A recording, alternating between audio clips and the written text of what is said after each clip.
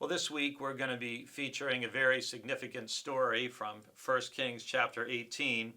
And our verses for today are verses 17 to 19. And this leads up to the contest on Mount Carmel.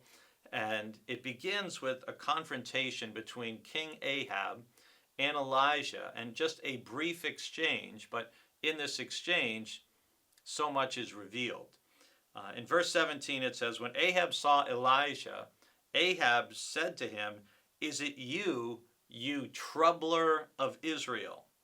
He answered, 'I have not troubled Israel, but you have, and your father's house, because you have forsaken the commandments of the Lord and followed the Baals.'" In life, there's kind of bad trouble when we do things that are wrong, illegal, unethical, immoral. That's bad trouble. There's also good trouble. And good trouble is when we confront people who do illegal, immoral, unethical, ungodly sorts of things. And that's what we see in this exchange with King Ahab and the prophet Elijah. To Ahab, Elijah is a troubler of Israel because Elijah makes life more difficult for Ahab. Ahab has married Jezebel, who worships Baal and doesn't worship the God of Israel. And she has led her husband astray as far as that. And so every time Elijah shows up, it's difficult for Ahab. It's stirring something. He's being confronted with his sin. He's being confronted with the fact that he hasn't been doing what a king of Israel should do. And that is what Elijah says to him in his reply: "I have not troubled Israel. You have, and your father's house," which is a way of saying this has been going on even before you became king.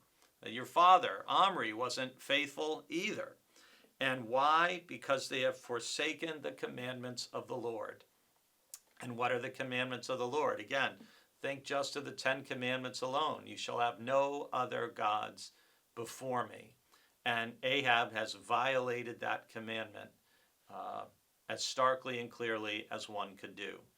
And not only has he not worshiped the God of Israel and worshiped God alone as the supreme God, but he's actively worshiping Baal, which is another way of saying it's like worshiping an idol. Baal was kind of the sky god of the Sidonian or the Phoenician people.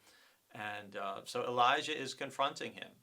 And in our own time, in our own life of faith, you may say, what does this passage have to do with us? Well, it's a reminder that we are called to live faithful, obedient lives. For some people, it's very important that the 10 Commandments be publicly posted or put up in public places or courthouses or even schools. But you know what's really important? It's actually to obey the 10 Commandments. It doesn't matter how much we say we want them posted. What matters is how faithfully do we follow them.